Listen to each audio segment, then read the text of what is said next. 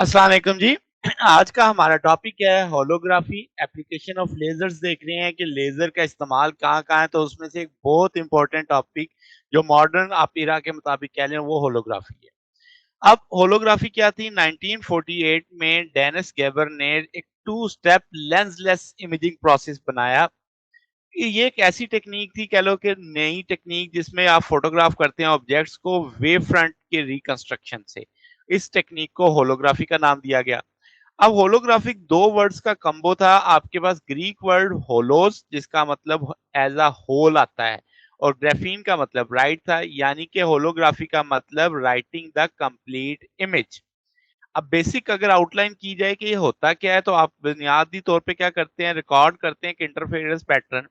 जो दो बीम्स होती हैं जो कोहेरेंट होंगी, सोर्स से आएंगी, सेम सोर्स से आएंगी, उनकी इंटरफेरेंस से जो एक पैटर्न बनेगा उसको रिकॉर्ड करते हैं। ये जो प्रोसेस होगा जिसमें एम्पलीट्यूड और फेस कंपोनेंट लाइट का रिकॉर्ड किया जाएगा, वो किसी सेंसिटिव मीडियम पे, उसे फोटोग्राफिक प्लेट जैसे मिसाल के तौर पे, तो इस रिकॉर्डिंग को होलोग्राम बोलेंगे।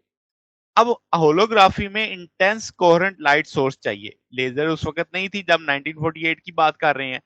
तो फिर होलोग्राफिक टेक्निक आपके पास प्रैक्टिकली ज्यादा अहम हो गई जब लेजर इन्वेंट हो गई। लीथ और ने आपके पास जो पहली कह लें होलोग्राम प्रिपेयर की आपके पास। अब इसका अगर हम प्रिंसिपल की बात करें तो दो स्टेप्स के अंदर ये प्रोसेस है। फर्स्ट स्टेप में आप होलोग्राम को रिकॉर्ड करते हैं, जिसमें ऑब्जेक्ट को ट्रांसफर कर लिया जाता है किसी फोटोग्राफिक रिकॉर्ड के ऊपर। सेकंड स्टेप में आप उसे रिकंस्ट्रक्ट करते हैं होलोग्राम को, जिसे दोबारा ट्रांसफॉर्म किया जाता है इमेज के अंदर। यानी आपके पास जैसे कन्वेंशनल फोटोग्राफी होती है, आपको किसी भी जरूरत टाइम पे लेंस की जरूरत नहीं पड़ रही। अब आपके पास जो होलोग्राम है, रिजल्ट कर रहा है इंटरफेरेंस, यानी दो वेव्स के बीच में होगा। एक बीम आपकी लाइट स्कैटर होगी जो ऑब्जेक्ट से स्कैटर होके आएगी कोहेरेंट बैकग्राउंड से, और दूसरी रेफरेंस बीम होगी जो डायरेक्ट रीच कर रही होगी आपके पास फोटोग्राफिक प्लेट के ऊपर। अब जो गैबर का ओरिजिनल एक्सपेरिमेंट था, उसमें रेफरेंस बीम और ऑब्जेक्ट वाली बीम कोएक्सियल थी। मगर बाद में जब आपके पास लीथ आया, तो उन्होंने जो आपकी रेफरेंस बीम का उसको ऑफसेट एंगल कर दिया। तो इससे क्या हुआ कि जो आपकी रिकॉर्ड करना होलोग्राम को, वो उसमें थ्री डायमेंशनल ऑब्जेक्ट को भी पॉसिबल कर दिया। तो ऑफसेट अरेंजमेंट जो जनरेट किया जाता है होलोग्राम को, वो आप नीचे देखेंगे कैसे किया जाता है। रिकॉर्डिंग और होलोग्राम, जैसे मैंने कहा, पहला स्टेप है। तो इसमें जो ऑफ एक्सिस अरेंजमेंट है, ब्रॉड लेजर बीम आपको दो हिस्सों में जाती दिख रही है। एक आपकी मिरर पे गिर रही है, एक आपकी ऑब्जेक्ट पे गिर रही है। तो दो, एक को मैंने रेफरेंस बीम का नाम दे दिया, एक को मैंने ऑब्जेक्ट बीम का नाम दे दिया है। तो रेफरेंस बीम आप देख रहे हैं डायरेक्टली जा रही है फोटोग्राफिक प्लेट पे। कहाँ पे? मिरर पे पड़ी, मिरर से आई उस फोटोग्राफिक प्लेट पे। सेकंड बीम जो आपके पास है लाइट की, वो आपके पास हिट गई ऑब्जेक्ट पे। ऑब्जेक्ट से अब वो वापस आ रही है, स्कैटर्ड हो रही है, और वो एक्ट कर रही है as a source of spherical wave.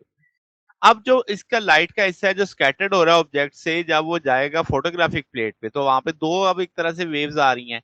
तो ये जो फोटोग्राफिक प्लेट है, वो कह रहे हो इन न्यूमेरिकल स्फेरिकल वेव्स होंगी ऑब्जेक्ट से, वो कंबाइन करेंगी किससे? प्लेन लाइट से, जो कि आपके पास आ रही है रेफरेंस बीम की सूरत में। तो जो सेट ऑफ लाइट होगा, यानी जो कोरेंट होगा वेव्स का, तो आपके यानी चूंकि दोनों का सोर्स एक है, लेजर एक है, तो वो इंटरफेयर करेंगे और इंटरफेरेंस का एक पैटर्न बनेगा। ये इंटरफेरेंस फ्रिंजेस कह लो, जिसे आप फोटोग्राफिक प्लेट पे कहेंगे। ये इंटरफेरेंस फ्रिंजेस बुनियादी तौर पर सीरीज ऑफ जोन प्लेट होगा, लाइट रिंग्स। और ये रिंग्स आपके पास सुपर इम्पोज होंगे, और कम्प्लेक्स पैटर्न बनेगा लाइंस और स्वर्ड्स का। यानी वहां पे कोई आपको उस तरह नेगेटिव वेव नहीं होगा जैसे आप आम फोटोग्राफी में करते हैं। तो वहां पे जस्ट आपको लाइंस और का एक पैटर्न मिल रहा होगा। ये जो डेवलप नेगेटिव इंटरफेरेंस पैटर्न का, इसे हम होलोग्राम कहेंगे। ये होलोग्राम किसी किस्म का भी कोई डिस्टिंक्ट इमेज नहीं रख रहा है, यानी इससे आपको कोई इमेज नहीं नजर आ रहा होगा, मगर ये रिकॉर्ड कर रहा है इंटेंसिटी और रिलेटिव फेज का, जो लाइट का हर पॉइंट पे उस पे पास आ रहा है। अब वापस इसे तस्वीर कैसे बनाएंगे? जब भी अब आपको तस्वीर देखना चाहते हैं, तो आप क्या करेंगे कि रिकंस्ट्रक्शन इमेज के लिए इस होलोग्राम को इल्यूमिनेट कर दिया जाएगा पैरेलल बीम ऑफ लाइट के, जैसे आप यहाँ पे देख सकते हैं। तो ज्यादातर लाइट जो होगी वो सीधी गुजर जाएगी, जैसे आपको यहाँ पे जीरो ऑर्डर में दिखाई दे रहा है। मगर चूंकि वहां पे कम्प्लेक्स लाइंस थी, तो आपके पास डायफ्रैक्शन ग्रेटिंग का एक अमल भी आएगा। तो आपके पास लाइट डायफ्रैक्ट होगी वाइड एंगल पे, जैसे आप यहाँ पे भी देख सकते हैं, यहाँ पे भी देख सकते हैं। तो डायफ्रैक्टेड रे आपके पास कह लो कि दो तरह की इमेज बनाएगी, एक वर्चुअल इमेज, एक रियल इमेज। तो आपको ये वर्चुअल इमेज दिख रहा है जैसे यहाँ पे, और ये उसका एक रियल इमेज बन रहा है। तो जो वर्चुअल इमेज अपीयर होगा वो लोकेशन कह लें फॉर्मली ऑब्जेक्ट होगी, ऑक्यूपाइड ऑब्जेक्ट से उसे हम कहेंगे ट्रू इमेज, जैसे आप यहाँ पे देख सकते हैं। और जो रियल इमेज होगा वो इन फ्रंट ऑफ होलोग्राम होगा, जैसे देखे ना होलोग्राम के दूसरी साइड पे बन रहा है। तो आपके पास लाइट रे जो पास करती है पॉइंट से जहाँ पे रियल इमेज होता है, उससे आप तस्वीर नहीं बना सकते उसकी। मगर जो वर्चुअल इमेज होता है वो सिर्फ देखने के लिए होता है, जैसे ये ह्यूमन आई से आप देख रहे हैं।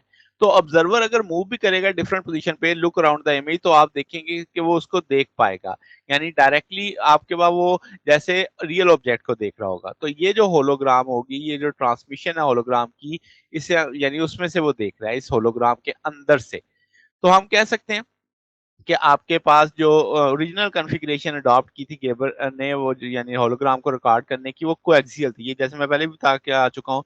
मगर इसमें जो अरेंजमेंट में रियल इमेज होगा वो in front of virtual image होगा, जो कि कन्वीनिएंट नहीं होगा व्यू करने फोटोग्राफ में। तो यहाँ पे ऑफसेट एंगल का ये फायदा हो जाता है। तो ऑफ एक्सिस कॉन्फ़िगरेशन का यानी कि आप 2 इमेज को अलग-अलग सेपरेट कर सकते हैं। अगर हम आम ऑर्डिनरी होलो बात करें कि भई आपके पास होलोग्राम और ऑर्डिनरी फ़ोटोग्राफ में क्या फ़र्क है? तो बुनियादी फ़र्क ये है कि होलोग्राम और ऑर्डिनरी के उनके बनाने का जो एक तरीका है। तो फ़ोटोग्राफ में जो इन्फॉर्मेशन स्टोर होती है वो ऑर्डनरी फैशन, यानी हर पॉइंट जो ऑब्जेक्ट का रिलेट करता है कॉन्जुगेट पॉइंट के इमेज में। होलोग्राम में ऐसा कोई रिलेशनशिप नहीं है, लाइट हर ऑब्जेक्ट पॉइंट की एंटायर होलोग्राम में होती है। और ये आपके 2 एडवांटेज हैं कि अगर आपका ऑब्जर्वर मूव भी करता है साइड में, तो आपका इमेज 3 डायमेंशन में दिखता है उसको। होलोग्राम आपके पास स्कैटर्ड किया जा सकता है, कट किया जा सकता है स्मॉल पीस में, हर फ्रैगमेंट को इससे दोबारा आप इमेज बना सकते हैं होल ऑब्जेक्ट का। सिर्फ यानी उसका पार्ट नहीं बनेगा आपके पास।